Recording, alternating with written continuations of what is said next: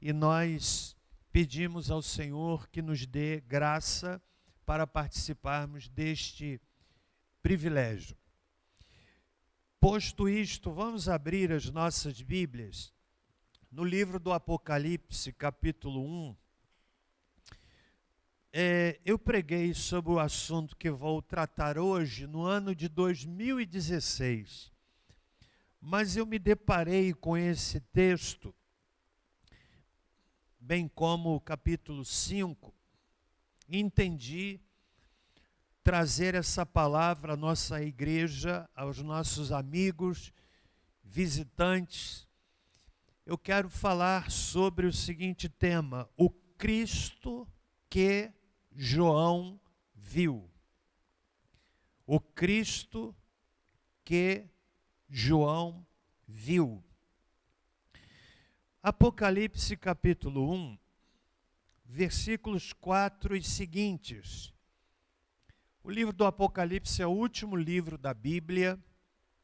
Ele tem algumas características específicas que eu falarei mais adiante.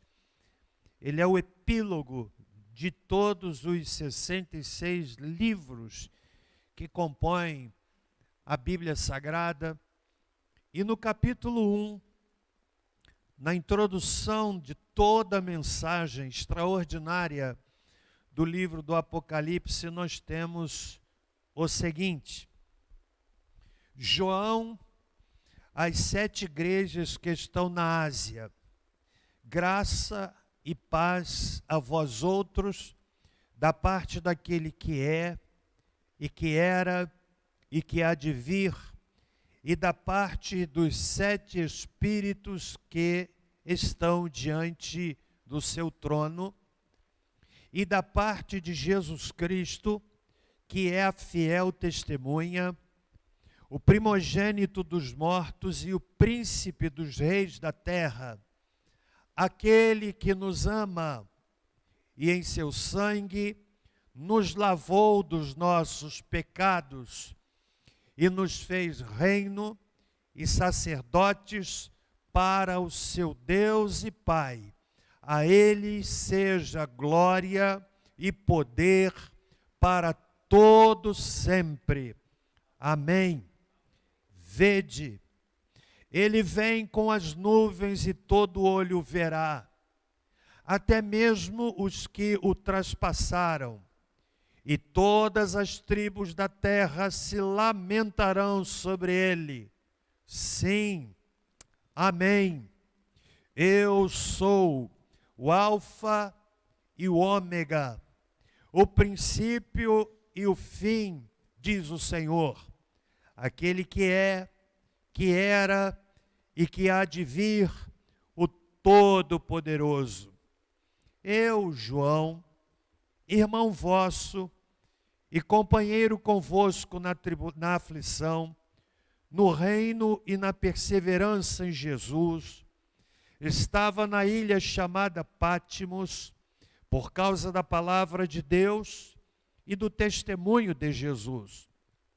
Eu fui arrebatado em espírito no dia do Senhor, e ouvi detrás de mim uma grande voz como de trombeta que dizia: o que vês, escreve-o num livro e envia-o às 7 igrejas que estão na Ásia, a Éfeso, a Esmirna, a Pérgamo, a Tiatira, a Sardes, a Filadélfia e a Laodiceia. E voltei-me para ver quem falava comigo, e, ao voltar-me, vi 7 candeeiros de ouro, e no meio dos 7 candeeiros alguém semelhante a um filho de homem, vestido com vestes talares e cingido à altura do peito com um cinto de ouro. A sua cabeça e cabelos eram brancos como a lã branca, como a neve, e os seus olhos como chama de fogo. Os seus pés eram semelhantes a latão reluzente, como que refinado numa fornalha, e a sua voz como a voz de muitas águas. Tinha ele na mão direita 7 estrelas, e da sua boca saía uma afiada espada de 2 gumes. O seu rosto era como o sol, quando resplandece na sua força. Quando o vi, caí a seus pés como morto. Porém ele pôs sobre mim a sua mão direita, dizendo: não temas, eu sou o primeiro e o último. Eu sou o que vivo. Fui morto, mas estou vivo para todo sempre. E tenho as chaves da morte e do inferno. Escreve, pois, as coisas que tem visto, e as que são, e as que depois destas hão de acontecer. O mistério das 7 estrelas que viste na minha mão direita, e os 7 candeeiros de ouro é este. As 7 estrelas são os anjos das 7 igrejas, e os 7 candeeiros são as 7 igrejas. Pai amado, estamos diante da bendita palavra e rogamos ao Senhor que através dela o Senhor fale ao nosso coração. Em nome de Jesus. Amém. O livro do Apocalipse, irmãos e irmãs, senhoras e senhores, é um livro que oferece muitos desafios para a sua compreensão. Repleto de simbolismo, repleto de figuras que não são comuns para nós. Um livro que encerra enigmas, mas um livro de extraordinária mensagem. A mensagem do livro do Apocalipse, em primeiro lugar, é profética, isto é, aponta para fatos futuros. A mensagem do livro do Apocalipse, como disse, é cheia de simbolismo, porém, no entendimento do seu simbolismo, dos elementos que são utilizados e aplicados no livro, nós descobrimos tratar-se de uma mensagem poderosa e atual.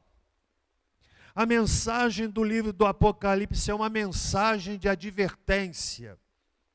Advertência para que nós nos preparemos para o epílogo da história.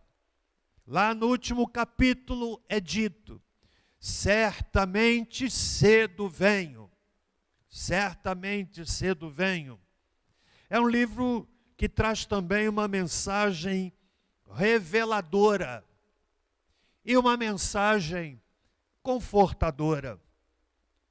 O cenário, o pano de fundo, o ambiente histórico no qual o livro do Apocalipse foi escrito, foi um cenário dos mais terríveis para a história da igreja.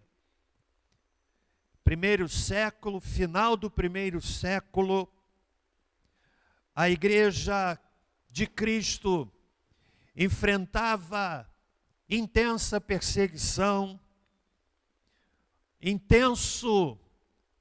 intensa agressividade, um tempo em que muito sangue foi derramado por causa da fé em Jesus Cristo. Para se ter ideia, uma vez que um cristão fosse condenado à morte, a sua morte deveria servir de distração, ou seja, aquele que por causa da sua fé em Cristo fosse condenado à morte, a sua morte era transformada numa celebração pública que enchia as arenas romanas, e o povo ali se alegrava, vendo a forma brutal como muitos dos nossos irmãos foram levados à morte. Alguns tinham peles de animais costuradas no seu corpo. E eles então, com peles de animais costuradas em seus corpos, eram colocados nas arenas. E os animais ferozes, cães esfaimados, eram soltos, atraídos pelo cheiro da pele de animais. Devoravam, despedaçavam, destruíam, não apenas as peles, mas também aqueles em cujos corpos as peles estavam costuradas. Outros morriam crucificados, um espetáculo pavoroso. Outros foram transformados em tochas vivas, ou seja, seus corpos eram banhados com combustível, eram banhados com óleos, e após isto, ateavam fogo nas vestes daqueles nossos irmãos que, enlouquecidos por terem os seus corpos em chamas, corriam de um lado para o outro, enquanto a multidão se alegrava, vibrava com este teatro macabro.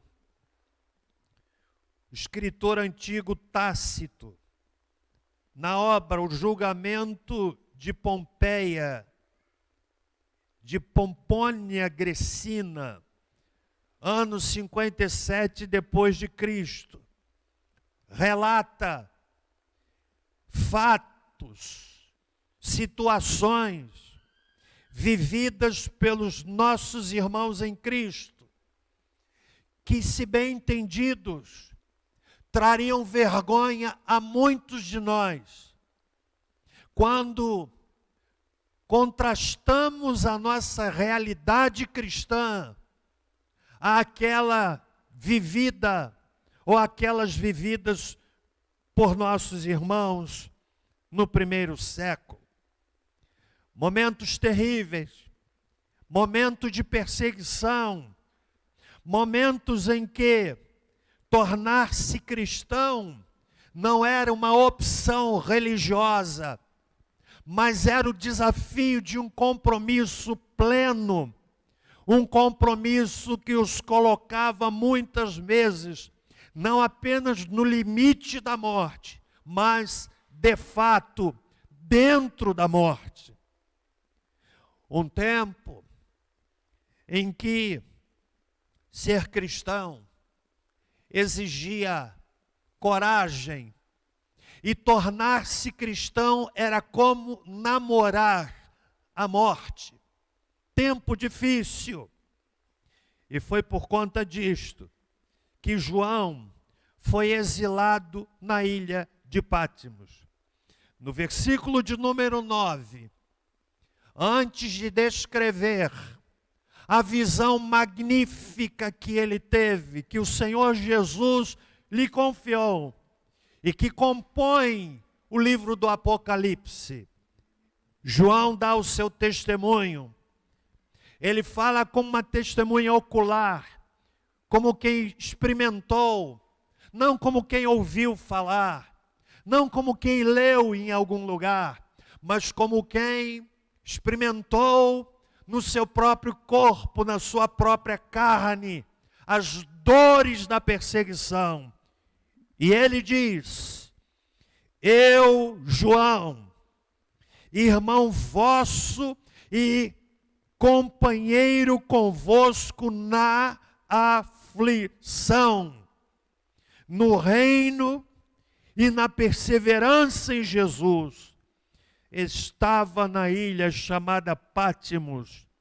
Vejam que ele dá o motivo de estar exilado, não por algum crime que ele houvesse cometido, um crime de prejuízo para o outro, não. Mas ele diz, eu estava na ilha de Pátimos por causa da palavra de Deus e do testemunho de Jesus. Está muito claro, senhoras e senhores, que este irmão nosso estava naquela ilha, não porque houvesse cometido um crime definido na lei romana, não, mas por causa da palavra, por causa da fé em Jesus. Jesus, para João, não era uma possibilidade, não era uma teoria, mas era um estilo de vida para ele e tantos outros que tiveram suas vidas ceifadas.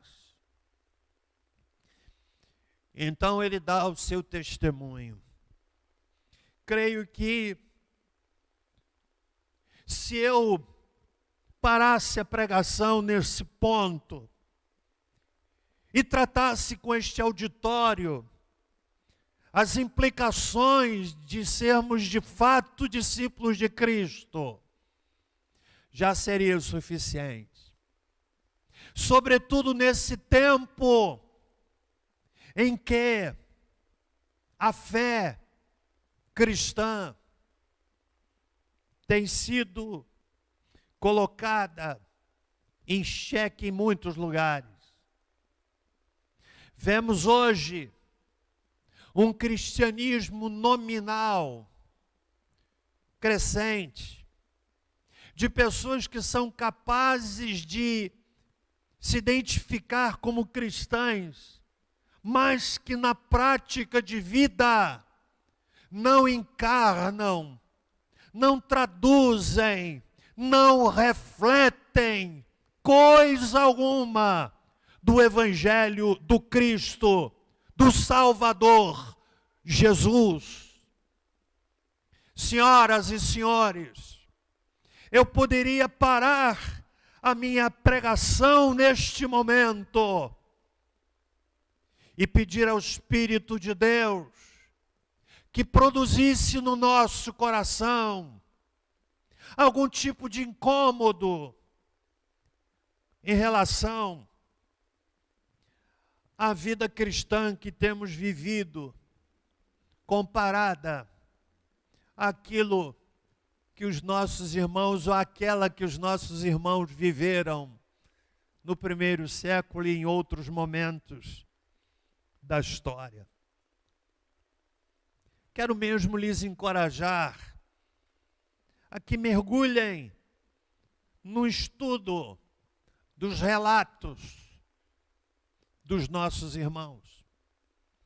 Há um livro que eu adquiri no meu tempo de seminário, que é uma coletânea dos documentos da igreja, chamado Documentos da Igreja Cristã. São relatos e registros dos nossos irmãos no primeiro século. E meus irmãos, quando nós lemos aqueles relatos, ficamos impressionados. E eu confesso que eu chego mesmo a ficar envergonhado de ver o quanto eles sofreram e se mantiveram firmes quando poderiam fraquejar. Mantiveram suas convicções quando poderiam negá-las. E só a eternidade dará conta desta galeria extraordinária de homens e mulheres cujos nomes não aparecem escritos em nenhum manual, em nenhum compêndio da história humana. Alguns deles anônimos na terra, mas bem conhecidos na eternidade, porque, por amor a Cristo, ao seu bendito Salvador, suportaram a morte, suportaram o martírio e se mantiveram firmes. João, portanto, estava na ilha de Patmos.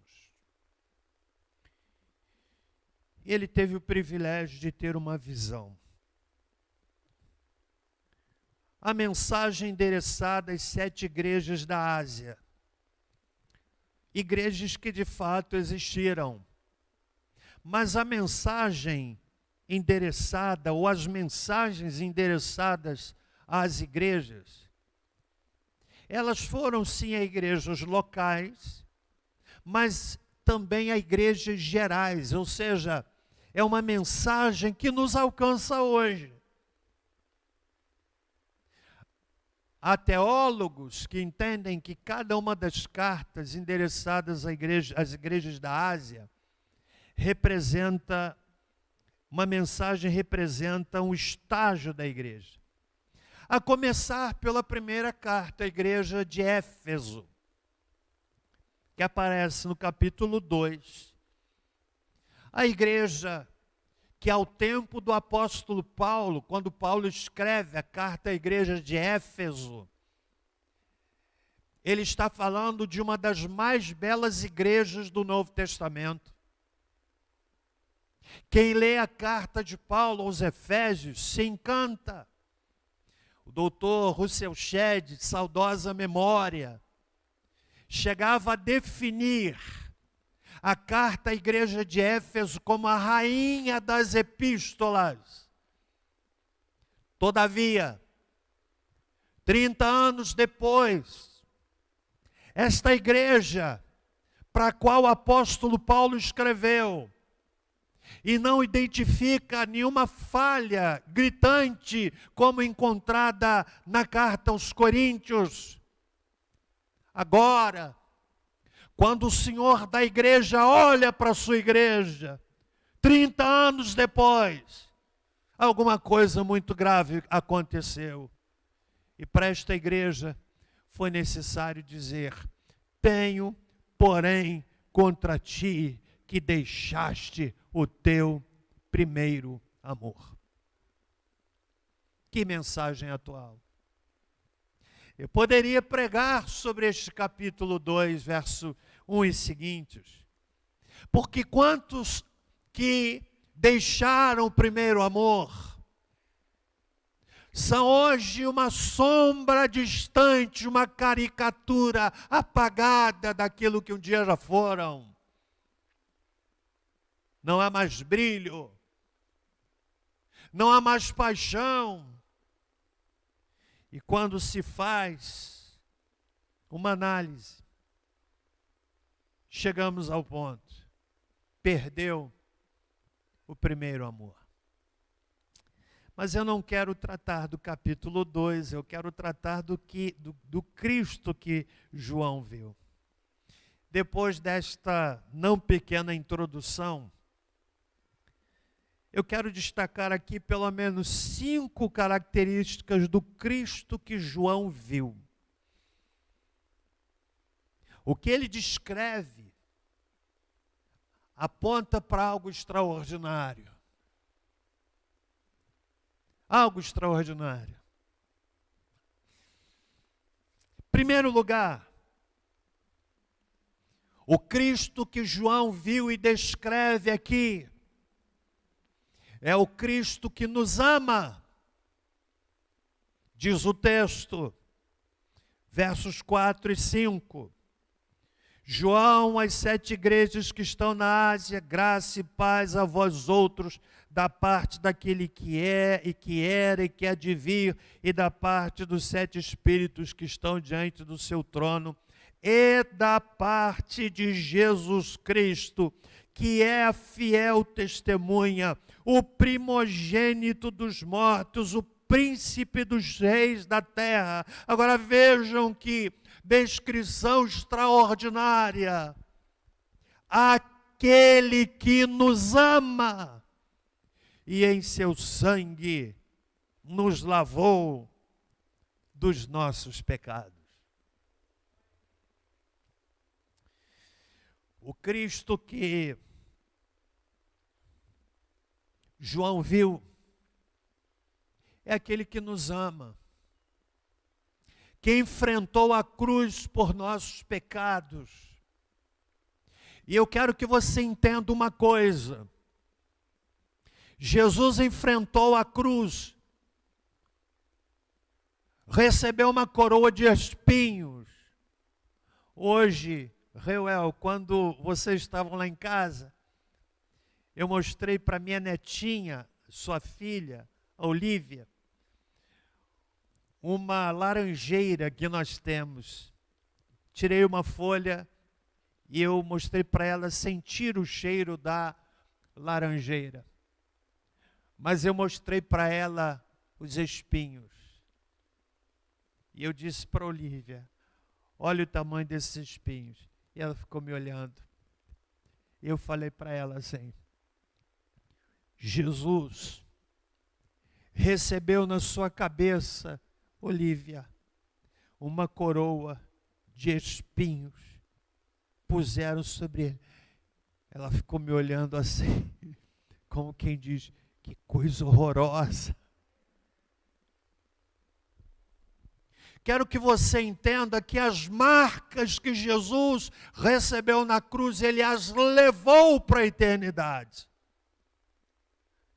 O dia em que nós nos encontrarmos com Ele, poderemos ver na sua fronte, nas suas mãos, nos seus pés, o estigma do Calvário que Ele levou para a eternidade.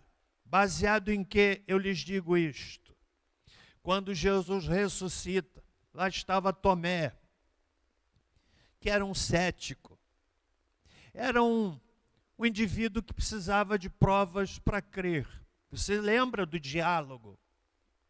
Quando Jesus se mostra vivo, disse para Tomé, Tomé, põe aqui a sua mão. Põe aqui a sua mão do meu lado, você vai ver aqui a cicatriz. Tomé não precisou fazer isto. E ele se prostra e disse, Senhor meu e Deus meu. Se viermos ao capítulo 5 do livro do Apocalipse, João descreve o Cristo que nos ama e que carregou para a eternidade as marcas, meus irmãos, do Calvário por nós. Verso 6, capítulo 5 do livro do Apocalipse. Então vi no meio do trono e dos 4 seres viventes entre os anciãos em pé, um cordeiro. Atente para essa expressão, como havendo sido morto. Sabe o que é que João está dizendo? Ele está dizendo que viu Cristo que carregou para a eternidade as marcas da cruz por você e por mim.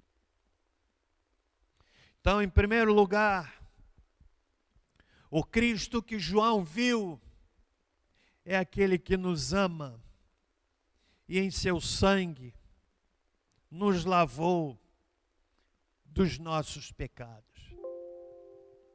Meus amados irmãos e irmãs, reconheço que cada vez mais vai se tornando escassa a mensagem que fala sobre pecado. Ela não atrai, não é palatável, não é atraente. Atraente é sim falar de vitória. Atraente é sim falar de que o indivíduo vai prosperar. Atraente é sim falar que as doenças serão curadas. Mas não é atraente falar sobre aquilo que levou o Senhor Deus a dar o seu Filho, que é a realidade humana de sermos pecadores. Esse carcinoma maldito, instaurado dentro do ser humano, que nos faz contraditórios, capazes de atos de bondade, mas também de atos de extrema malignidade, essa ação pecaminosa, que nos faz capazes de sentimentos os mais nobres, mas também os sentimentos mais deploráveis. Então João viu aquele que nos ama, versículo de número 5, aquele que nos ama, que ama você, meu amigo, do jeito que você é. Não há explicação para o amor de Deus. Na minha época de seminário, na nossa cadeira de teologia sistemática, nós debatimos alguns temas bíblicos. Alguns deles de difícil explicação. Por exemplo, por que Jesus foi batizado? Por que Jesus foi batizado? E essa questão é tão intrigante que João ficou perplexo. Deixa por agora. Convém que se cumpra toda a justiça. É uma pergunta que a teologia não oferece uma explicação plausível. Há questões intrigantes.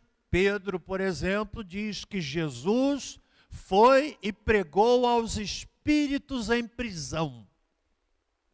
Intrigante. Mais de 200 comentários sobre essa afirmação. Intrigante. Só a eternidade vai nos dar conta disto.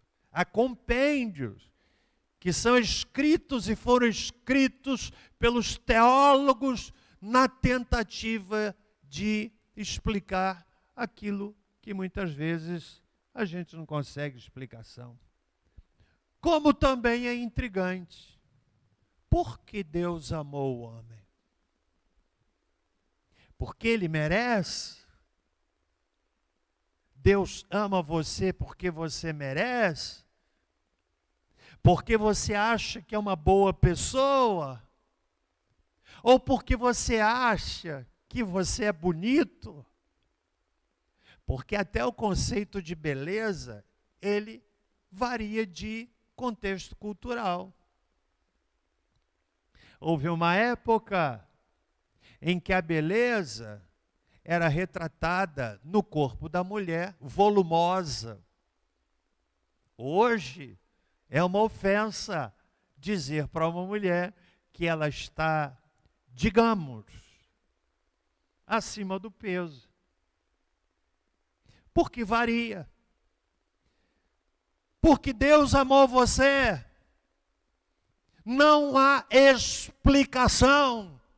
A Bíblia diz: Deus amou o mundo de tal maneira. Não tem explicação. E amou sabendo que somos pecadores. Então, o Cristo que João viu é o Cristo que nos ama. Está aí. Aquele que nos ama. E em seu sangue nos lavou dos nossos pecados. Amém, meus irmãos? Você compreendeu isso? Segundo lugar, eu estou aqui buscando, com a graça de Deus, lhe trazer a compreensão de olharmos Cristo na ótica de João. Olhar Jesus com os olhos de João. João viu o Cristo, que é digno de receber poder e glória. No verso 8, das palavras do próprio Senhor Jesus: eu sou o Alfa e o Ômega. São duas letras do alfabeto grego. Alfa, a primeira, Ômega, a última. Ou seja, Jesus é o princípio e o fim. É aquele que tão somente Ele nos permite compreender a história. Aquele que é, que era. Aquele que é digno de receber glória, versículo 6. Ele é digno de receber glória, poder, por conta daquilo que ele efetuou na cruz do Calvário. Terceiro lugar, o Cristo que João viu é o Cristo que voltará. No verso 7, vede, ele vem com as nuvens e todo olho o verá. Jesus voltará. Eu não sei você, mas quando eu olho para o mundo, para as notícias, cada vez mais me convenço de que a volta de Cristo certa e está próxima. Ele vem. Se lermos Mateus 24, quando o Senhor Jesus dá as evidências, os indícios que apontarão para a proximidade da sua volta, e olhamos para a nossa realidade ao redor, não há como não chegarmos à conclusão de que Ele vem e está próxima a sua volta. Ouvireis de guerras e rumores de guerras, pestes, terremotos. Eu estava lendo sobre a China e eles estão dizendo que lá as pessoas já estão estocando alimentos, estão sendo encorajadas a estocar alimento por conta de uma nova onda. Não guarde isso no seu coração, senão você vai sair daqui apavorado. Mas se sair daqui pensando na sua realidade eterna, valerá a pena. Jesus disse: terremotos em vários lugares. Estava ouvindo um documentário que há uma falha geológica no continente africano que traz uma separação anual expressiva, significando dizer que depois de muitos anos haverá um outro continente por essa separação, por essa falha geológica.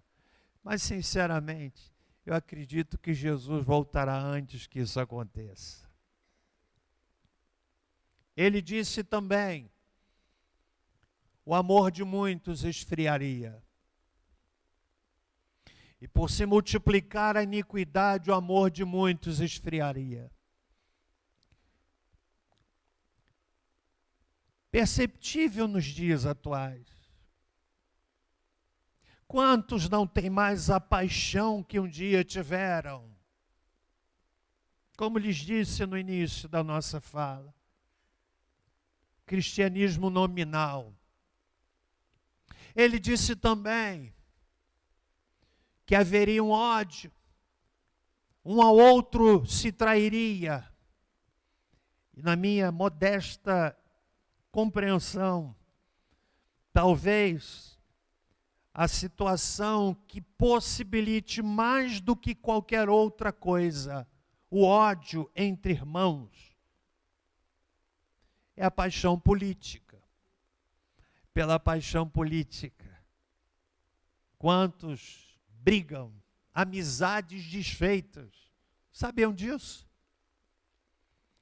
Então Jesus é digno e ele voltará. Ele voltará. Aliás, lá no versículo 20 do capítulo 22, no último capítulo, você sabe qual é a última palavra de Jesus na Bíblia? A última vez que Jesus fala na Bíblia, a palavra dele não é: meus irmãos, vocês serão abençoados. Não é nem mesmo na Bíblia a última palavra de Jesus é no sentido de que todos creiam, que a família seja abençoada. A última vez que Jesus fala na Bíblia, que a palavra dele é registrada, a palavra de Jesus é esta: certamente cedo venho. Está aí. Ele está no epílogo da Bíblia dizendo: eu vou voltar. E cabe aqui uma pergunta que não quer calar. Será que todos que estão aqui estão preparados? Ou para a volta dele, ou para nos encontrarmos com ele? Será que você está preparado, meu irmão, minha irmã? Talvez até alguns equivocadamente digam: sim, pastor, eu ajudei a comprar o terreno. Ô, lé do engano. Você está no sal. Está no sal. E aqui é sal salgado. Pastor, eu ajudei a comprar. Pastor, eu sou dizimista. Continua no sal. E no enxofre também. Você está preparado? Jesus é o seu Senhor. Nós falamos muito em aceitar Cristo como Salvador. Mas não atentamos para a ênfase que a Bíblia dá com maior impacto a Jesus como Senhor. Você sabe o que é isso? Significa dizer que Jesus é dono da minha vida. Ele tem a primazia na minha vida. Ele tem o senhorio da minha vida. Então Cristo voltará. E a visão que João tem de Jesus é do Cristo que voltará. Em quarto e penúltimo lugar. Estão comigo até aqui, irmãos meus? O Cristo que João viu. João viu o Cristo que nos ama. João viu o Cristo que é digno de receber poder e glória. João viu o Cristo que voltará. Mas viu também o Cristo que é eterno, como já lhes falei. Verso 8, eu sou alma, o alfa e o ômega, aquele que é, que era e que há de vir. O Cristo eterno. Há grandes religiões no mundo. A que mais tem crescido no mundo é a religião islâmica, que tem como seu líder Mohammed. É um nome composto de muitos outros nomes. Mohammed, Abdul e por aí vai. Mais conhecido na nossa língua como Maomé. Local onde os seus restos estão depositados. Outra religião, budismo, que cobre boa parte da China, Siddhartha Gautama Buda. E muitos o seguem. Templos belíssimos, construídos em homenagem a Buda. Em alguns lugares, algumas estátuas colossais. E seus restos podem ser encontrados em algum lugar. Mas, da fé cristã, do Cristo que nós adoramos, que morreu sim, cuja morte foi hedionda numa cruz, que foi sim colocado em uma sepultura. No entanto, irmãos, não há qualquer possibilidade de se visitar o seu mausoléu, onde os seus restos mortais possam ser encontrados, por uma razão absolutamente simples. Ele ressuscitou. Está vivo. Está vivo. Falei com ele ainda há pouco. Está vivo. Por fim, você me compreende? O Cristo que João viu, e esse é uma visão muito séria. Ele viu Cristo, que define a nossa eternidade. E agora é o próprio Senhor Jesus. A visão que João teve foi tão forte. Ele tem uma visão aqui com elementos simbólicos. Cabelos brancos como a lã branca, como a neve, seus olhos como a chama de fogo. Não é uma figura mitológica. Ele descreve o poder do olhar do Cristo ressurreto. Seus pés semelhantes ao latão reluzente, brilhante. A sua voz como a voz de muitas águas. Tinha ele na mão direita 7 estrelas, e da sua boca saía uma espada afiada de 2 gumes, que corta para um lado e corta para o outro. A descrição que João tem do Cristo que ele viu é de que o seu rosto era como o sol, quando resplandece na sua força. Ou seja, é como olhar para o sol ao meio-dia, no seu maior calor. É a figura que João usa para descrever o Cristo que ele viu. E foi algo tão forte que diz o texto, quando o vi, caí a seus pés como morto. Aí ele ouve, não temas. Eu sou o primeiro e o último. Eu sou o que vivo. Fui morto, mas estou vivo para todo sempre. e tenho as chaves da morte e do inferno. Você sabe o que é que Jesus está dizendo? Eu tenho as chaves da eternidade nas minhas mãos. A sua eternidade. A sua eternidade. Você que me ouve em casa, a sua eternidade é definida pela relação com aquele que tem na sua mão. Morreu, ressuscitou para nos salvar.